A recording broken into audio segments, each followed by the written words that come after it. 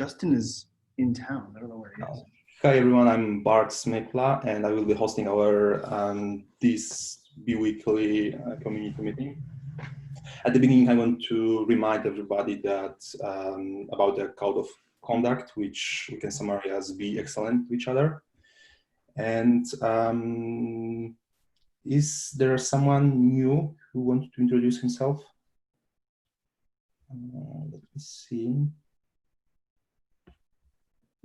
No, so let's move further. Please add your name to our agenda document. And I think that this week we should start with billing review. Tim, you are muted, I think. Are we mute? Yes, sorry, give me one moment while I load it up. I didn't get ahead of you. Yeah, of course.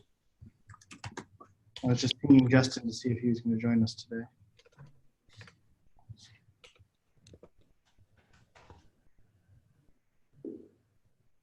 And feel free, if there is some other topics you want to discuss, feel free to add still them to our document. Hi, Carl.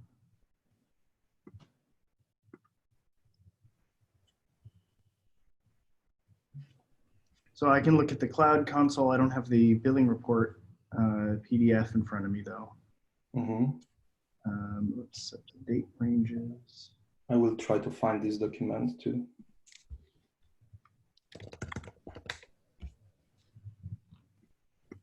Let's set January 22.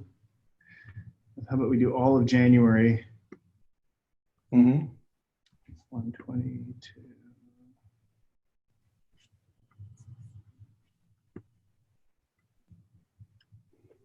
So actually the last one which I have on email is from 11 of December. Okay, you want to tell me the range that you got, the date range? One moment, please. It is, I'm opening it now. So the range, still loading. So the range is, oh, actually it is 20, oh, it's really, it is like 25 of December and till 21 of January, 21st January. So this is actually something. Yesterday? So I opened this document and it looks like it's, even if the mail was old, I have the data from new. Okay. So I see, where's my total? I see a total of $1,025. So here it is, $1,026.71. Excellent. Honest difference. Excellent. From my report, I see the lion's share goes to DNS queries. Yep. 500 million queries. That's it. Wow. Here it is at $571.46 and $313 to Compute Engine, the next item on the list. Yes. Compute Engine in America is a distant second. That doesn't seem right. Over 1.5 billion DNS queries? Maybe we have a really low TTL or something. 1.5 billion queries in a month? I mean, if we had a 1 second, I don't know. Something's broken. Yes, something's broken or being attacked. Okay, well, to-do item, figure out if I can dig into that further. Oh, there was a massive spike on one day, January 4th. Yes. That was not a release. First day back from everybody. I see it as January 3rd on the graph. Oh, sorry, I can't really tell if it's the 3rd or the 4th because the hover is right between them. But yes. I have a guess. I'm looking now. I have a guess. What's that? Uh-oh. One sec, I'm just checking it. So until Christoph checked it, so the default TTL is 300 seconds, which is pretty low for DNS in general. So that could be why anything going viral or something just shows up heavily in our DNS records. A safe thing would be to go with the default one to like 3,600. That's like usually the lowest we would go on anything that is not the main thing, probably. Somebody want to send a PR? We change all of the 300s. I mean, I don't think that's this, but I agree with the assessment. So it's only one 300. It's the OctoDNS default TTL. We don't specify anything specifically, I think. I only did a rough overview. Yeah, for some things, 3,600 will be fine. I would not necessarily want to move Prow, because if something happens there, having a lower TTL on Prow and being able to move it to a new ingress is helpful. We've had to do it before. Okay. Yeah, I agree. One thing that probably doesn't need to switch because it's behind a Anycast IP is the one from Netlify, and it's also CNAME to Netlify, I think. So that would probably be the safest one, and it probably is the one that gets the most hits from overall guessing. Yeah, I mean, I'm still eager to hear what Christoph thinks this spike might be. But there's actually, I see 3 separate spikes that each range into the $50 sort of range. Are any of them after the 14th? Yes, there's the... Or are they all before the 14th? 16, 17. Yeah. Okay. So those ones I have a good guess at. The Kubernetes HackerOne bug bounty launched on January 14th. Okay. And we have noticed system-wide across lots of different parts of our infrastructure, people are poking it with sharp sticks to try and see what they can get at in lots of different ways that I can't say on a public call. But people have definitely been jabbing different parts of the infrastructure with sharp sticks. And that would be my guess for like 16th, 17th, like a day or two after the bug bounty launched. It's probably somebody just like, I'm going to run random characters and try and find whatever DNS entries I can find. Okay. Yeah. Well, there's a ramp up from the 15th to the 17th, and then a tail off to the, I guess that's the 17th too. It's hard to, there's not data line. Between the 15th and the 17th, there was a sharp uptick, but that's not the biggest one. The biggest one is between the 2nd and the 5th of January. That one I can't explain. Yeah. At least not off the top of my head. I will see if there's any better logs that I can. I mean, it could just be one. It could be one person, right? Like It literally could be one person, yeah. I think you should file a HackerOne bug report saying that one person can cause our bills to spike and cause us to Get your bounty. So I think that this is the proof that our checking of the budget every 2 weeks is helpful to find things like that. Yep. Okay, so it also shows that bug bounty programs very much encourage people to poke your infrastructure. That's true. That's true. Okay, so let's move further to the review of action items from the last week. Linus, can you tell a little bit what's the status of image promoter currently?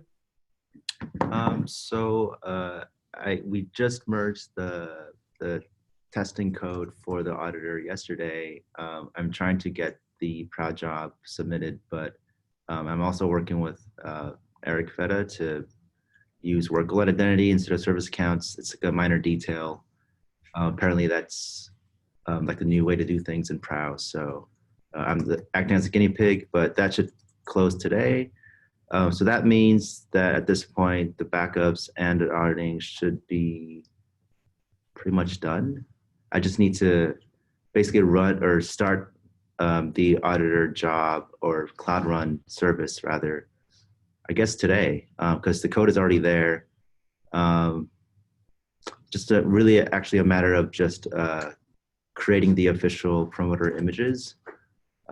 because we don't want to just, because when you run Cloud Run, you have to say, use this container, but we don't want to just use some random container. So I'll do a build of that, but that can all happen today. Yeah, and then I guess the remaining main thing is doing the migration of images from Google Containers to the new K8s Artifacts Prod GCP project. That's just a massive copy, CP-R of images of all the images that we have, and they should all just live in the same like name space, like top level, not under sub project for legacy, like non-breakage reasons. So I can do that today, and after that, I think from the Google side, we have to take care of an internal security issue. That's we are being told by Google Security to make sure that. So just for more context, there's an internal promoter that we have, and we need to essentially turn that off and make sure that GKE uses private images. That's tied into this this process that we're trying to do for shifting the vanity domain of k8sgcr.io from Google Containers to K8s Artifacts Prod. It's kind of messy, but we need to do that because my hands are sort of tied at the moment until I fix that.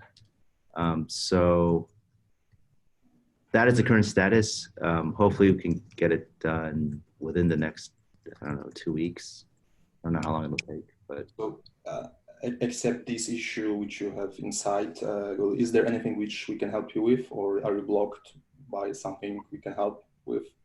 So it's an internal thing. So unless you're a Googler. Well, to be fair, I think this, as we get ready to throw the switch on this, we should maybe reach out again to sort of all of the major parties, the distributions, the clouds, and let them know that, if you care about this, this is imminent.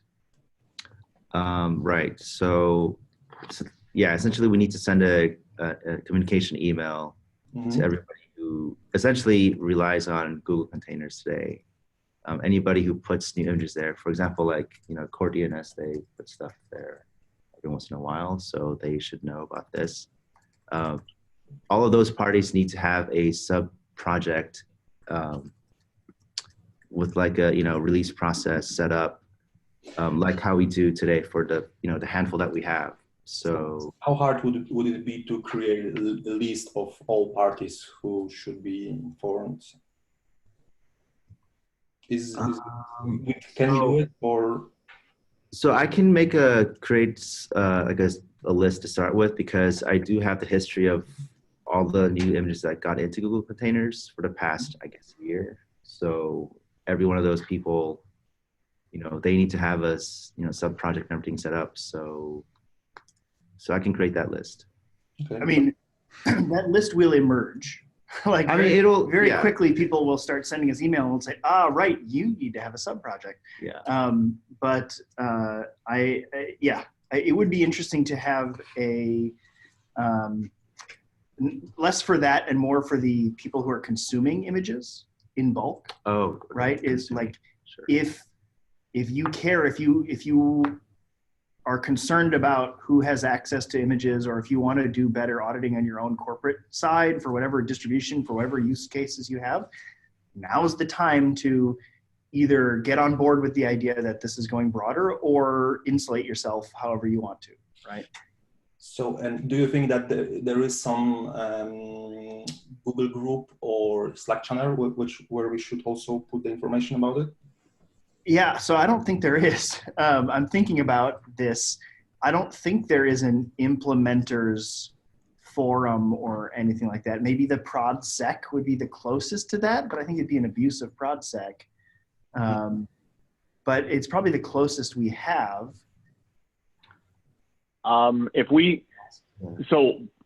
just to be explicitly clear, number one, existing images on K8s.gcr or existing images in gcr.io/Google containers, those are not being touched. Like the old image references will still exist. Yes? Correct. Right. So it's Those- only new images going forward that are going to need to follow the new process. Correct. Mm-hmm. The old images will all be So- automatically imported.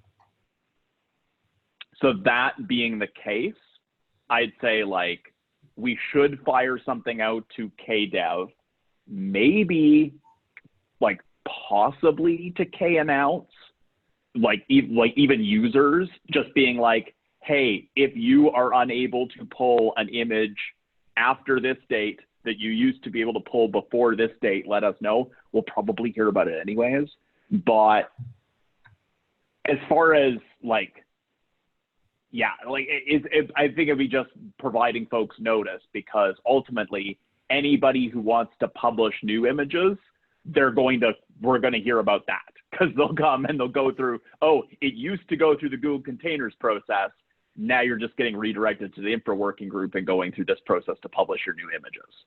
Great point. So how about this then as a plan? Let's talk to somebody on ProdSec to see if they think it's worth sending a notice. Anybody here on ProdSec? Are you, Christoph? No. We can talk to Tim Allclair or someone on ProdSec, see if they feel like it's worth sending a sort of 2 or 3 week notice to ProdSec. We'll pick a date. We'll pick a target date, maybe, mid-Feb or something.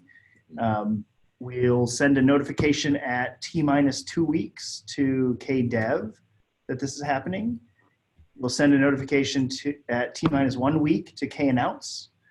And then on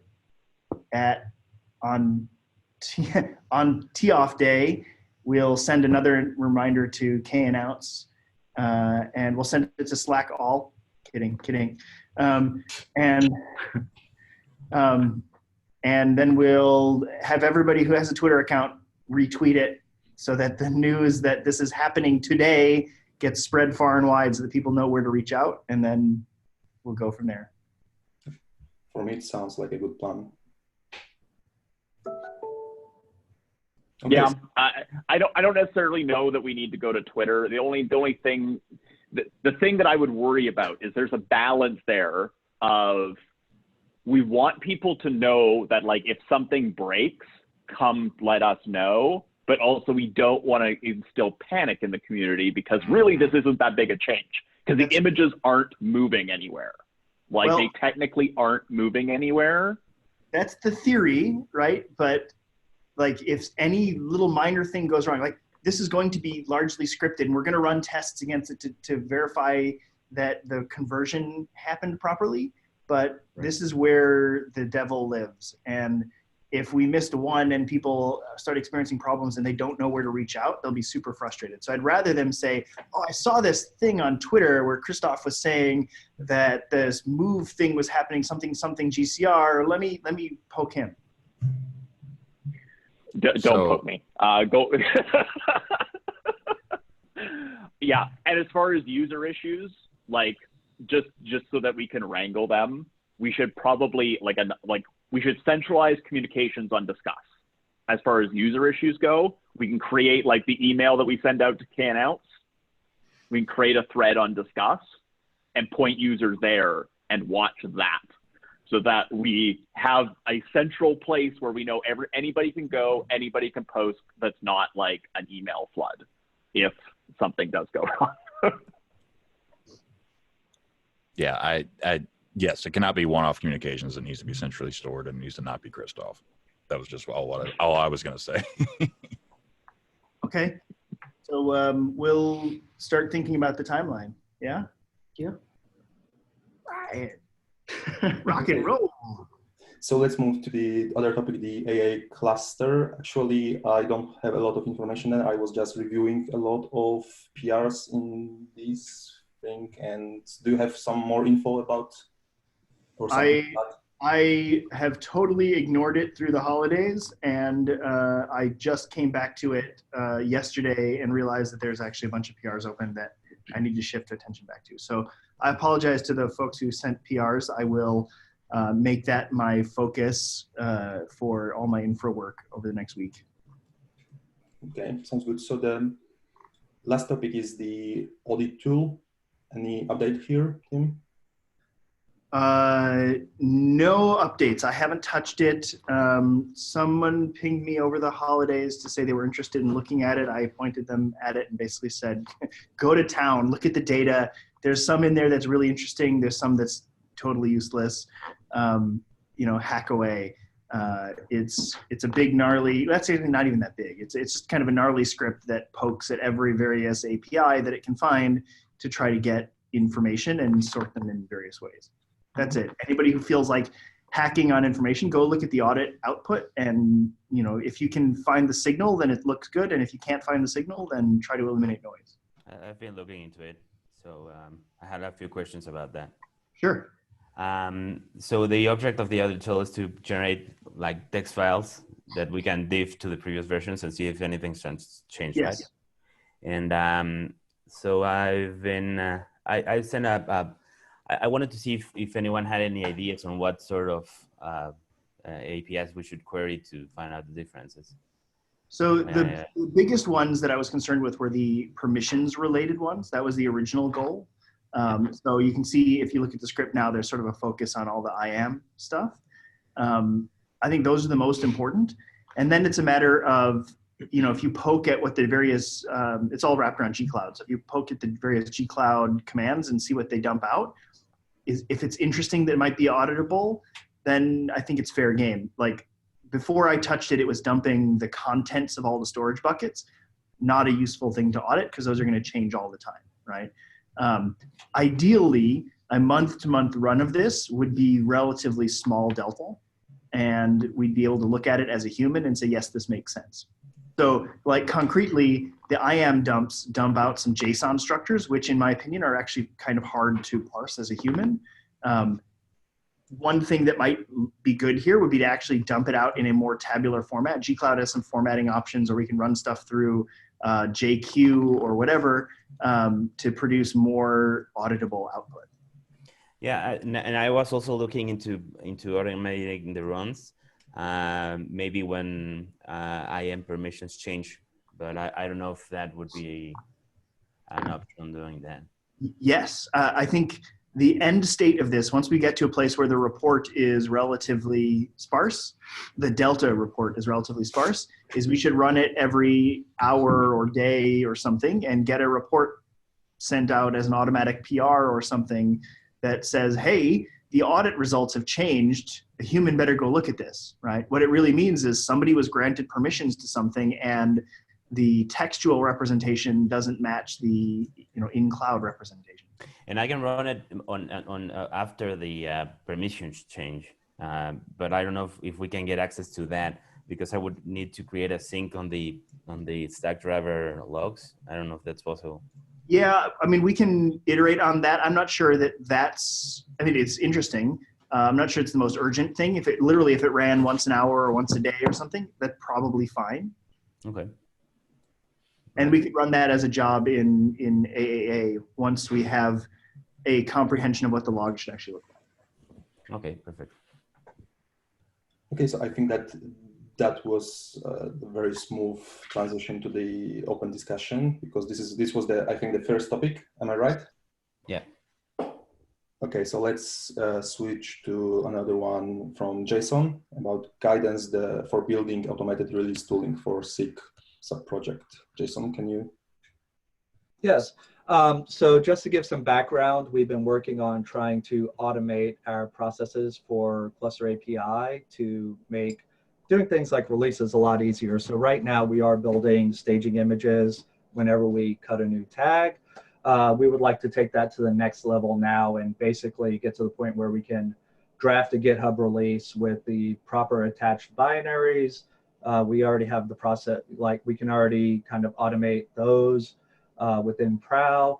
We can automate building the release notes. the one thing that we can't do today is basically create a draft GitHub release, since that would require, basically GitHub credentials for us to be able to interact with the GitHub API to create that draft release.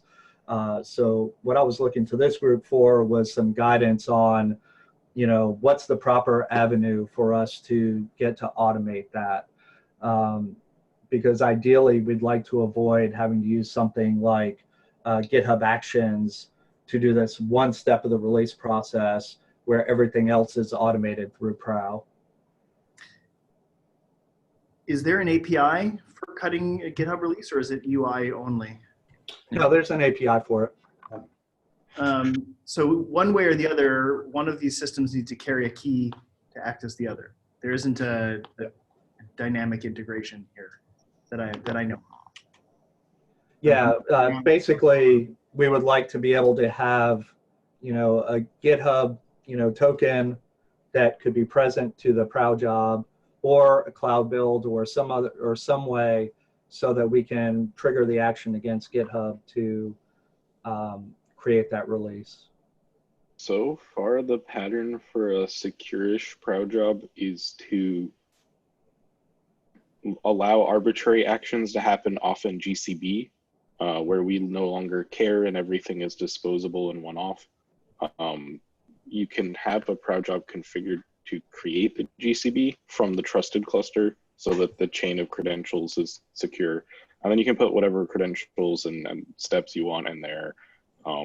You'll get a decent sized VM underneath, and you can run containers, and you can actually do a sequence of steps and things. It's a little awkward needing to use both. I'm not personally thrilled by it either, but that's the pattern so far. It's mostly being used for pushing images on post submit, but I don't see any reason you couldn't use that to cut a release. You just need some tool you can invoke that will do a release, and you would need a project from this group and to get the credentials fed into GCB through that project.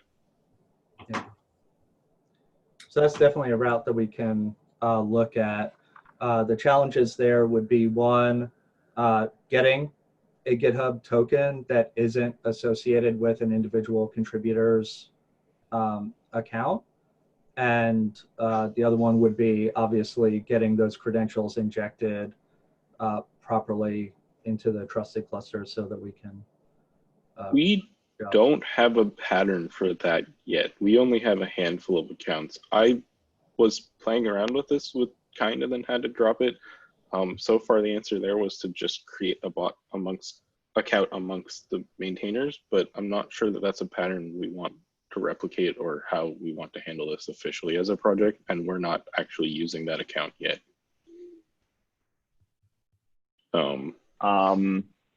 So I can speak from the GitHub side with my GitHub admin hat on. Where we've needed like specific GitHub credentials to do something, like the closest comparison I can make is is either the Kubernetes release tooling, so like Anago and stuff, or the publishing bot, the staging publishing bot, is a unique account and a unique set of credentials for a specific bot and a specific process.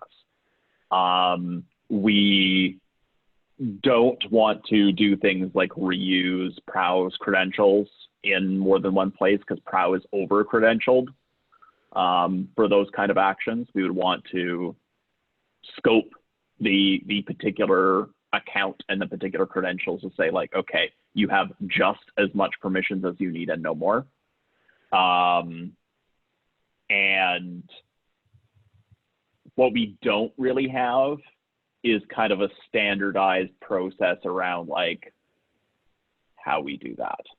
Because right now, the few places where we've needed to create a bot account, we've kind of just done it ad hoc, and it's like a group of people who we trust holds, who we know are like the humans behind the bot actor.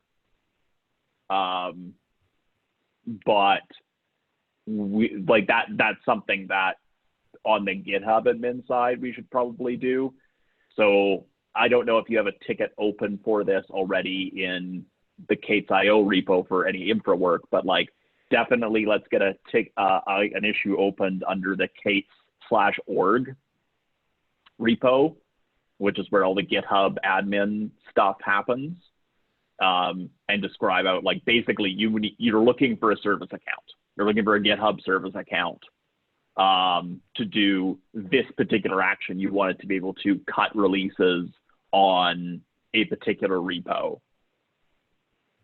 And then we can kind of look at that and see like what the best way to handle that as far as like a process we can replicate if there's other folks that need to do a similar thing. I guess it's gonna, not that needs to derail this, but I think that's actually going to be interesting and problematic, because I don't think GitHub's going to just be super helpful about stamping out like 150 accounts. Yes. We used to have service accounts for every email list, so that's a certain. We've done that before. That was a tire fire, but GitHub didn't have a problem with it. We used to have but I like think over that 150 service accounts. Yeah, but those were backed by unique email addresses, right? Yeah. That's gonna be a pain. Yes. But like anything with a plus sign in it is a unique email address from GitHub. No, I can tell you from experience that can get your account flagged, and then it's useless. Yes, I think, I mean, at some point in time, multiple bot accounts was against GitHub's TOS, but they sort of looked the other way for us. I don't know if they changed the TOS. Yeah, what I'm saying is that if you take like, say, Ben the Elder plus nonsense and register a new account with it, there's a high probability that it is just auto flagged, and getting it unflagged is not. I actually had to ask a friend for help. I don't think that's going to be a usable pattern. I think so. Like what I'm really getting at is, sure, we can probably make a bunch of like Kubernetes.io mailing lists. Like FetaBot is backed by a Google group, but we're going to need to manage a lot of credentials here down the road, and I think we probably need a solution to that. Right, but I guess my point is that the particular thing of like solving GitHub bot service accounts that's not this group that needs to solve that. That piece of the puzzle isn't this group that needs to solve that. That's something that I need to talk with like the GitHub admin folks, and I can reach out to the folks at GitHub about as far as like what the pattern is for solving service accounts. But I suspect it's going to involve a bunch of email accounts and then credentials for the email and the bot. So that those things may be this group. We need a password manager, then that's where it'll loop back to this group as far as like, hey, we need to manage like password manager, two-factor credentials, and that kind of stuff. But that's not necessarily the starting point. The starting point is like talking with the GitHub admin team, talking with GitHub itself, and figuring that problem out. So can I back up for a second? So Jason, is this an automated release, or is this a human who's pushing a button saying today is release day? So our goal is that the main human interaction should be to push the tag. Once the tag is pushed, then, you know, obviously we already have the staging images that are being built. We'd have the release notes generated, the artifacts generated, and the draft GitHub release published, so that, you know, basically pushing up, you know, initiates everything, and then it's just a matter of the image promotion, modifying the release notes, and publishing the release notes for, you know, actually making the release public. Can the human pushing a tag like run a container that does this? I mean, being able to push a tag is a pretty powerful permission. You need like write access to the Git contents of the repo. Yeah, but that's already something that we, is a requirement for the releases that we have anyway. Well, it is possible for a bot to create a tag as well, but if your plan is to have a human push a tag, then it might be reasonable for the human to like invoke a release tool. Isn't pushing a tag equivalent to push to master, which we sort of frown upon? Yeah, but I mean, for a long time, that was the only possible way. I think it's actually possible to, through the API, create one. I know it's possible through the UI, right? So it would. That often gets ahead of the API. sure. I mean, if like thinking out loud, and we should probably time box this, but thinking out loud, if the build process produced everything a human would need, but the human had to go to the UI and say, create the tag, now create the draft release, like, would that be a appreciable step forward, or is that just not a good stopping point? So right now we're at the point where, we basically have to push a tag that triggers the automated image builds to staging. At that point, we manually run a release notes generation tool, generate the artifacts, and then we basically copy and paste those into a draft GitHub release right now. How we automate that process further, I'm not sure how we do that without building a specific external tool that you push a button and it creates the release or the branch and all of that. I'm not sure how we get to that stage. The other option here, like, and maybe Jason, like we can sync up after the meeting, because like the other option that I've used before with decent success is actually GitHub Actions to do the things that you were literally stating as far as release notes generation and drafting the release. And then it would just be connecting together all the artifact stuff that's happening in Prow with the actual GitHub stuff for like publishing the actual release through the GitHub Releases API. It might not actually be that bad to, like, if you're already having the manual step of like run release note generation tool and then copy and paste in, it might not be that bad to have at least the release note generation and creating the release based off of the tag that you pushed, that be done in Actions, and then all the artifact generation being happening over on the Prow side, and just link the two together. Yeah, that's definitely our alternative if we can't automate this through Prow somehow. However, that requires basically managing, if we want additional community contributors to be able to participate in this process, we're managing permissions in two different places for different parts of the release process. The permissions for Prow versus the permissions, for GitHub Actions and all of that. Not to mention two different systems to learn and all of that. The ideal thing would be just point people to one place for the automation versus two, but you're also going to have GitHub or the GCB part, right? Yeah. Like, I mean, you're doing it over in Prow isn't necessarily easier, even if it's like centralizing it, because you're not technically running it on Prow. You're using Prow to generate a GCB job. Which might be even more complicated and more to learn otherwise. Because the thing is, permissions to see GitHub Actions are the same permissions that you need to push a tag.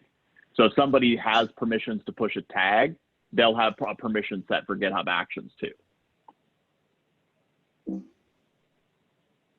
Yeah. Anyway, so I think we should probably time box this discussion and have it out, because I think there's like a few different pieces here to that as far as what the best way to move forward is, but there's definitely options. Yeah. Sounds good.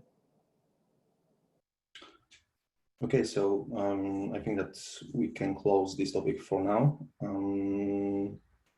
There's only last one, which I created, is about the subgroups, because I want to get back to this idea and to move things forward. And the thing is that after my long PTO,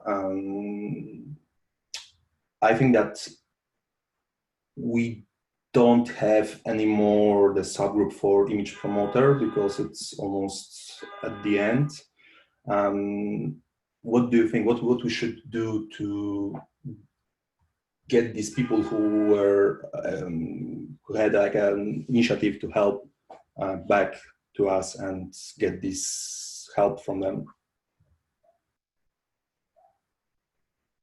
We need to give them things to do. That's the case. What part? Because we divided this into the first, second, and third stage of the subgroups, and we are on the stage of moving the small projects to the new cluster. What we should, where we need help, and where we can actually drive these people to help. So the biggest thing here, like this is an opinion from me, but like the problem is I don't have the cycles to actually drive this to completion right now. The thing that we could really use help for and that I see biting us in the end is we have too much bash in the K8s.io repo. All of these ensure scripts and stuff that are great, but it's going to bite us at some point, and it just, the way that we're growing, it doesn't feel maintainable. My personal kind of like gut feeling is moving some of this stuff over to Terraform, that we have a Terraform config that says like, okay, here's what things look like. We have these projects, they have these resources in them, and like, templating some of that stuff out so that it's like, okay, we need a new project for a staging bucket. Here's what that, you know, module or something looks like in Terraform. So it's easier to stamp out new ones, and that we have consistent entry points for syncing and auditing and making sure what's in GCP actually matches what our config is in K8s.io. My gut says that's probably the way to go. I just don't have the cycles to drive that through to completion. But I think that's the piece of tech debt that is both holding us back and is going to bite us later. So I think somebody sent a PR or something around this, and over the holidays, I just haven't gotten a chance to look at it. Part of it because I'm afraid of it because I don't know Terraform that well. So I don't know what best practices are in this case. But as much as I want to chide you for being racist against Bash, I agree, actually. And I have spent time myself looking at how to refactor this Bash, and it ends up looking a lot more like Terraform, where there's some basic level of inheritance and some template, and you fill in the blanks for a particular project. And as I started writing that, I went, oh, I really ought not do this. So I'm with you. It needs an owner who knows Terraform, who knows where the pitfalls are, who can say, don't do this because that way lies madness, but do it this way. And if it would be really helpful if that person could either write or like write down some links to point to what they consider the best practices to be, so that we can consistently follow them without having that person review everything. Given something like that, I think I'm a lot more comfortable to review arbitrary people coming along and tweaking the Terraform than the Bash. The other downside of Bash is that it's really expensive to review and catch all bugs in. And with the Terraform, we'll have the ability to compare against the actual state, the desired state, which will be pretty handy, I think. I think that's actually a huge value of Terraform over Bash is that it's got the compare mode, but I think you have to write it carefully to make sure that that works well, right? Whereas the Bash right now takes forever to run because it just blindly asserts everything, and it can take hours to run through sort of reassert everything. So we at JetStack have all of our infrastructure and like Google Groups and stuff like that managed via Terraform at the minute, as well as like GitHub membership and so on. So we've also started to run into things of like individual subdivisions within the company are wanting to manage their own infrastructure and roll that forwards, and kind of keep it all in sync. And some of the problems where we've run into issues with Terraform are specifically around like the state management when you've got multiple people working on things, because you kind of have your state repository. When that can be like a GCS bucket or something, and it has locking and whatever else, but you end out with either people applying that manually from their machines, or there's a project called Atlantis, which we've just started kind of evaluating, which is like GitHub automation to do Terraform plans and Terraform applies and so on. There's also the new Terraform Cloud service, which actually looks pretty interesting too, where it will actually deal with generating those. I think it can do audits as well and like show you your plans and your applies as they go along. And that definitely has tiers for open source. So aside from, right, I mean, that's probably a lot further down the line. I think if we were to adopt Terraform, we'd probably start with people running it on their local machines like we do now, and having a trusted few. But I can try and either gather some feedback there from, or like write up some details on what we've been doing to make that better. We've been moving things into like Terraform modules to make it easier to distribute and like have different people working on that repository. So I'll try and write something up or get someone within JetStack to get involved with this, because I think we might have some insight to share. And at least we've been burnt a few times. I don't know if we've been burnt the most times, but not all the time. We're still being burnt, so yeah. But I would also say, like, despite that, it is definitely better than Bash. Having gone through similar pains of like, oh, I just want to do this one thing and write some Bash and then spend 2 hours reconciling state and going mad building auditors. The like right now, so our current state, we'd have some Terraform. We use Terraform for the clusters. Like AAA is currently spun up via Terraform, and we've solved at least sort of, we have like a bucket that we're using for state. So we've got like the very basics needed for Terraform infrastructure already in place. It's just kind of like moving and importing like what our current stuff is into something. But like right now, a lot of these privileged actions, there is like, we have kind of like small trusted teams who are actually running things. And for me, as one of those people who like has credentials and has permissions to go and like hit buttons on keyboard to go and run things after somebody PRs something in, there are certain scripts right now that I'm like, okay, I know everything that script does. I feel really comfortable running that script. And then there's other scripts that I'm like, I am terrified about what's going on in that script. I don't even want to touch it. I don't even want to run it. I'm going to leave that one for Tim. So like, if we move to something where we had a lot of this stuff done via Terraform, at least for like the Google infrastructure side, the groups stuff, the tool that we've written in Go to handle our Google groups, I actually have a great deal of confidence in, because I've like rewritten it 3 times. So the tool that we have right now, I feel good about that tool, and it handles some of our weird custom use cases with G Suite. But the stuff that's Bash, the stuff like creating new projects, creating staging buckets, that kind of stuff, moving those over to Terraform as well, I think would be a win for us if we can get some like best practices in place that we agree to and get some of those infrastructure pieces moved over. That the new process is, okay, go add this like, 10-line blurb to a Terraform config, and that's your new staging bucket project, as opposed to, modify a Bash script and then run through, and this Bash script is going to hammer every single staging bucket project that we have, making sure that it conforms. So I agree, although I feel more comfortable with the shell scripts than you do, having rewritten them 3 times. The problem that I'm facing is I'm on the cusp of rewriting them a 4th time. And at this point, they're delicate enough that if I do that, I will almost certainly get something wrong.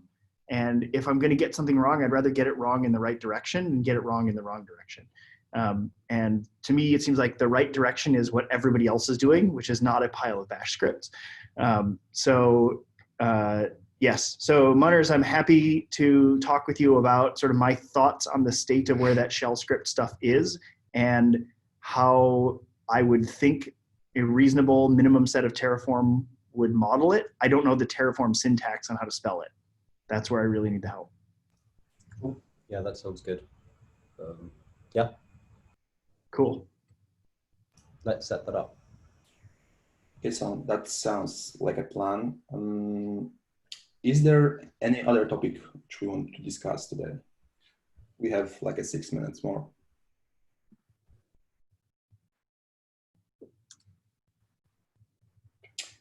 Okay, so if not for the first time, the second and the last one, I'm suggesting to end 5 minutes earlier.